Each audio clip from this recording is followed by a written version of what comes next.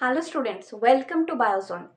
In today's video, we are going to discuss a part of the first chapter of your class 11 NCERT, that was the living world, and today we are going to discuss a part of that chapter. Okay, basically today we are going to discuss about what is living and the properties of living organism. Okay, this part is included in your NEET syllabus, but this part is removed from your new NCERT books. Okay, so you will find this part in your old NCERT books.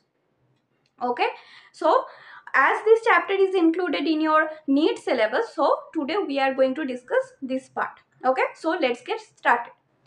Okay, so today we are going to discuss about what is living. What do we mean by living, the word living, or how you can differentiate between a living organism and a non-living organism, right?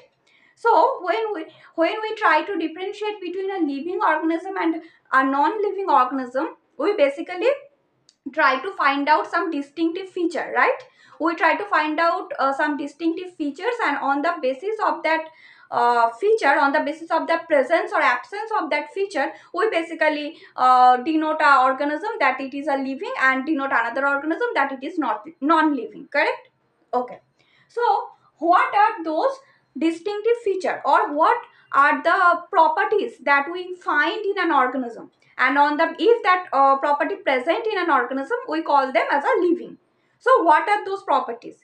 Basically, we know that all the living organisms grow, right? Growth happens in living organisms. So first one is growth is a property or character, you can say, that we can found in a living organism. Okay, next one is reproduction. We know that living organism reproduce. Okay, so reproduction is another distinctive feature that we can found in a living organism, right? Okay, the third one is consciousness. What is consciousness? Basically it means it means the ability to sense the surrounding and respond accordingly. What is this? Just think, all the living organisms, for an example you can consider human can, or we all can sense our environment. We can feel what is happening in our environment, correct?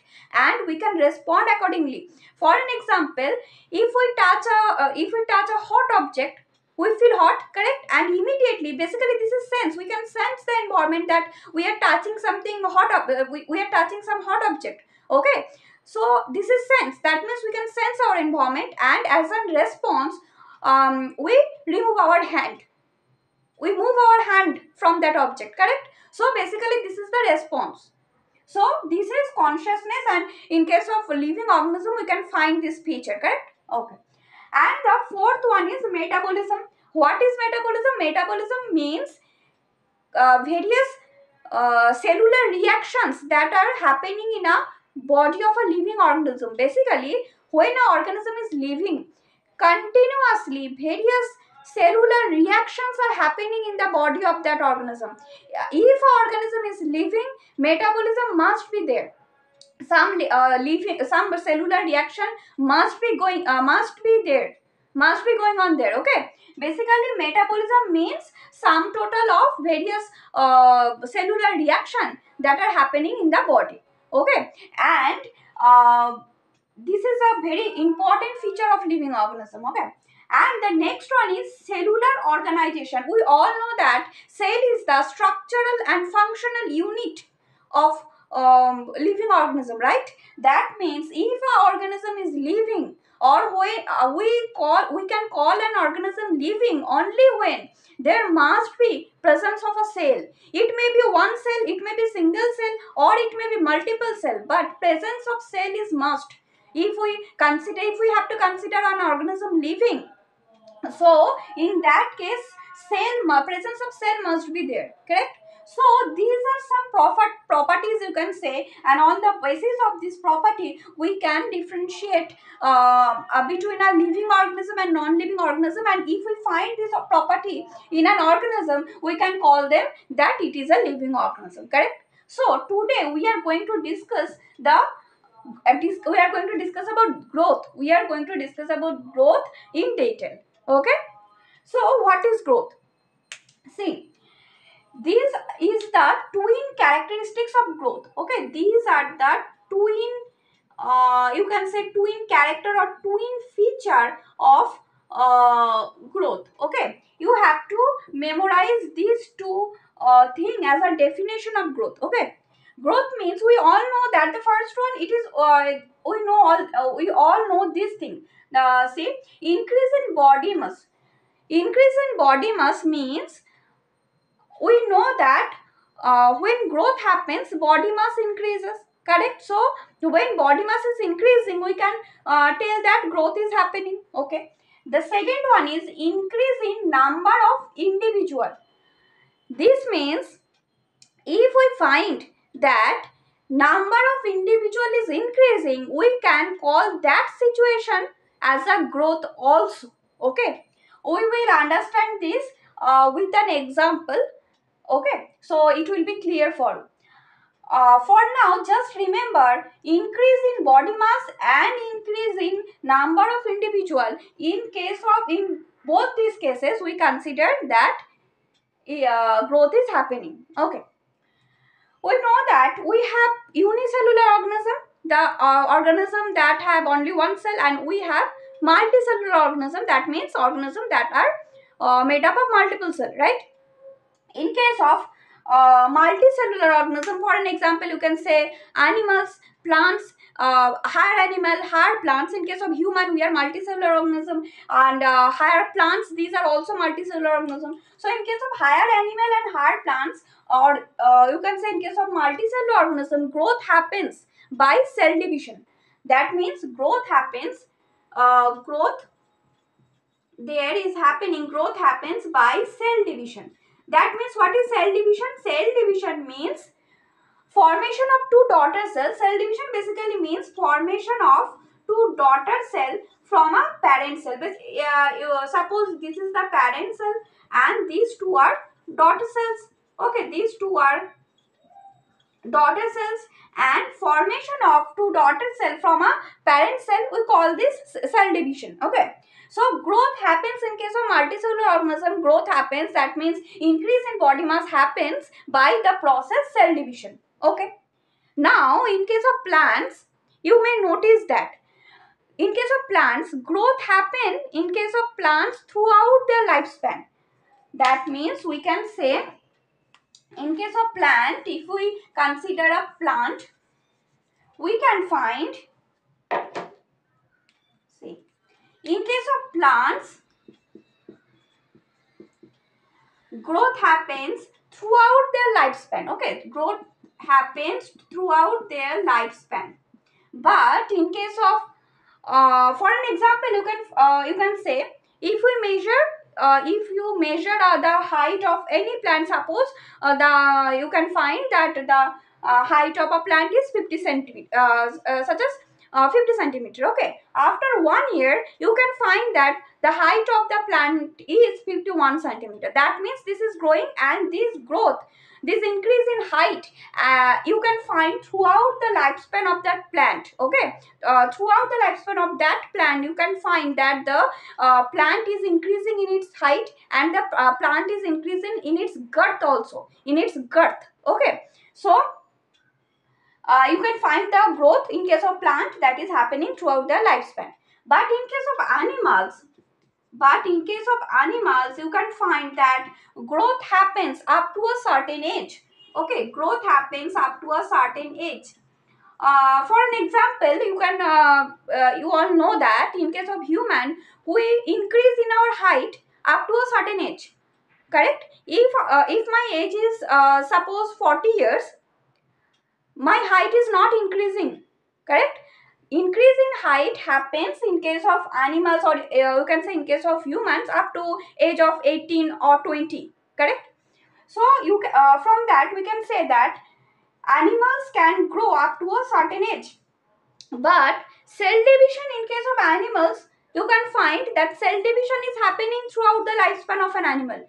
Okay, I think it is clear. Basically, I am trying to say that the growth in case of plant it can happen throughout their lifespan, but in case of animal, the growth, you can find the growth is happening up to a certain age. But in case of animals, you can find the cell division is happening throughout the lifespan of that animal. So just as an example, if you cut your suppose if you have cut your hand, correct, after some days, after say after 3 to 4 days, you will find that the area is repaired. Okay, so what is happening there? Basically, the cells that was destroyed due to the cut on your skin, the cells of that area was repaired by the cell division, and so you are seeing that the area is repaired, correct.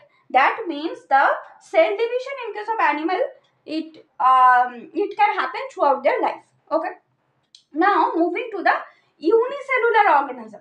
Unicellular organism, as an example, unicellular organism, you can say bacteria. Bacteria is an example of unicellular organism, you can say. And in case of bacteria, we can find that they also grow. In case of unicellular organism, they also grow by cell division. Okay, they also growth by cell division. Okay, they also grow by cell division, and this thing you can find in a laboratory. Basically, in laboratory, if we create a artificial culture medium, if we create a medium where we provide the appropriate food and appropriate environment that is required for the growth of a bacteria, and after creating that environment in a culture medium, if we put a cell of bacteria, if we put a single bacteria in that medium, and after few days, after say 1 week or 2 week, if we count the number of bacteria in that culture medium under a microscope, we will find there are multiple many bacteria. You can find that the number of bacteria has increased in that culture medium, correct. So that means here growth is happening by cell division. And the definition, the second definition of the growth, that was increase in number of individual. Basically this definition is satisfying here. Okay, basically this definition of growth is satisfying in this situation, where in case of unicellular organism we can find that the number is increasing, and that number increase in number of that individual, we are considering this as a growth also. Okay, and one more thing, this artificial growth in laboratory, in this in a culture medium, this artificial growth, we are calling this as a in vitro. We are calling this as a in vitro. You have to memorize this word. Okay, in vitro means outside the body, or in an artificial condition when we are culturing something. So that condition, artificial condition. In vitro means basically artificial condition. Okay, artificial condition, that is called in vitro condition. Okay, so in case of bacteria, cell division or growth occurs by cell division. Okay, now one thing, suppose this is a cell of bacteria, and this is, suppose this is a parent bacteria. Okay, this is a parent bacteria, and these are two daughter bacteria. These are two daughter bacteria. Now see one thing here, we are calling this growth, correct, as the number of bacteria is increasing, as the number of individual or number of bacteria here is increasing, we call this condition, we call this event as a growth, correct. So this is growth. Now we can call this as a cell division, correct. Here one cell is divided and two daughter cells are formed, so this is cell division also. So we can call this cell division, correct. We can call this as a cell division, and we can call this as a reproduction, correct. Here two two offspring are produced from a parent, so this is the process, you can say this is a reproduction also, correct. So we can call this as a reproduction. Okay, so we can call this as a reproduction. correct? So here, see, just reproduction, cell division and growth, all these three events are happening simultaneously, or you can say all these events are same, correct? So in case of unicellular organism, these reproduction, growth and cell division, these are mutually inclusive event. These are mutually inclusive event, or you can say these are interdependent event. Okay, these are interdependent event, correct? But in case of multicellular organism, this is not the case. In case of multicellular organism, uh, when a child born, it grows and after certain age. After certain age, say after the age of 15 or 16, it becomes sexually mature, and after that it can reproduce, correct? That means here growth is happening first. In case of I'm just giving as an example, here growth is happening first, and after that reproduction is happening. So here growth and reproduction is not the same thing, or it is not happening simultaneously, correct?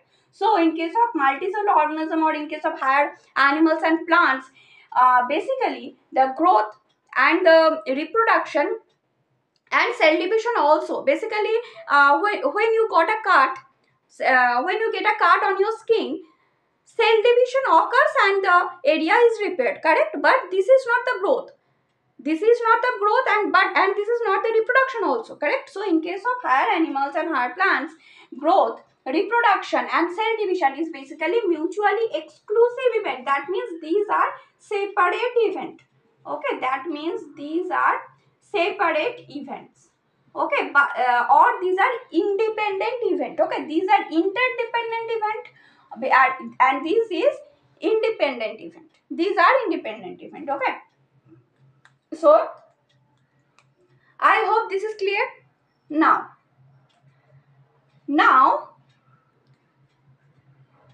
we all know that living organism grow, correct? We all know that living organism grow, but non-living organism also grow. How this is possible? When, as an example, suppose we are saying that increase in body mass is considered as a growth, correct? Suppose a mountain, it has certain mass, weight, correct? It has certain mass or weight. After, when the mountain, in winter especially, when the mountain is suppose in winter the mountain gets totally covered by snow. Due to the accumulation of snow on the surface of that mountain, there must be increase in the weight of that mountain, correct? That means here increase in body mass is happening.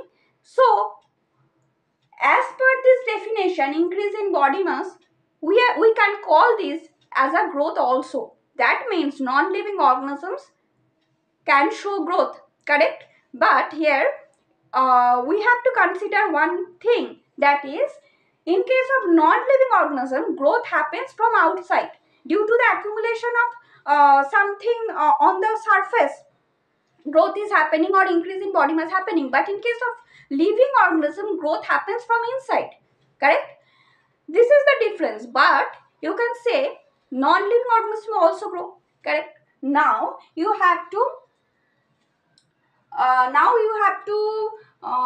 consider two things. Now you have to consider two things. One is characteristics feature and one is defining feature. Now what is this? Okay, one is characteristics feature and one is defining feature. Characteristics feature means, you can say any feature of living organism, any feature of living organism, any feature of living organism can be considered as a characteristics feature of a living organism, correct?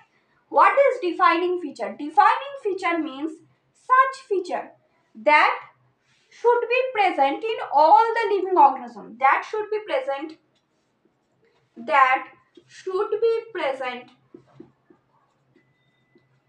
in all living organism. Okay, that should be present in all living organism without any exception. Okay, that means it should be present in all living organism. In case of 100%, we can find this in case of 100% or in case of all living organism, correct?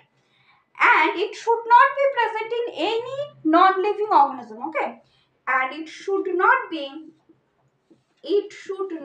present, it should not be present in any non-living, okay, in any non-living organism. So if we find such thing, we can consider those feature as a defining feature. Okay, when characteristics feature means any feature of living organism, we can call that feature as a characteristics feature. Like growth is a characteristic feature, correct? Because it is found in living organism, so we can call that growth is a characteristics feature. But from this definition, now you think, wait, can we tell the growth as a defining feature? Basically, defining feature means it should be present in all living organism. So growth can be found in growth can be found in all living organism. This is correct. Growth can be found in all living organism, but defining feature should not be present. Should not be present in any non-living organism. But here we are seeing that non-living organism also exhibit growth. Such an example, I have told you, in case of mountain we can find growth is happening. That means as per this definition, we cannot consider growth as a defining feature, correct? Growth is a characteristic feature of living organism, but growth is not a defining feature of a living organism, okay? But when we are talking about internal growth, this is the defining feature of living organism, because in case of living organism, in case of all living organism, growth happens from inside. So when we are considering growth from inside, we can call that as a defining feature. But as a whole, growth is not a defining feature of a living organism, okay? So growth, here I am, this line is very important, okay? Here I am writing that growth, you have to remember this thing, okay? Growth is not a defining feature of living organisms, okay? You have to memorize this line. It is not, because we can find that growth is happening in case of all living organisms, but it is happening in non-living organisms too. So that's why we cannot consider growth as a defining feature. Okay, so this much for today, and in the next class we will be discussing about the next property, that is reproduction of the living organism. Hope you have understood today's topic. If you like the video, please like the channel, please like the video, and don't forget to subscribe my channel, okay? So thank you.